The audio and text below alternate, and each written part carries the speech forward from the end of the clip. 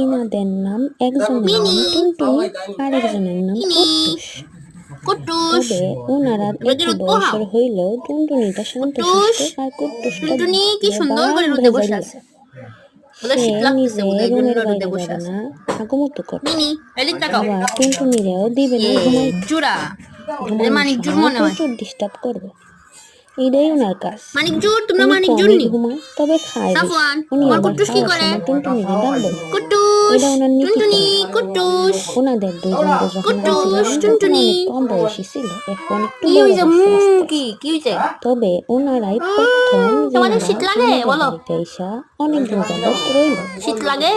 এর আগে যেনারা আসছিল ওনাদের হ্যাঁ বেশি দিন লাগে। থাকতে পারে নাই, তাই কেউ রোদে চইলা বসে গেছে, আছো?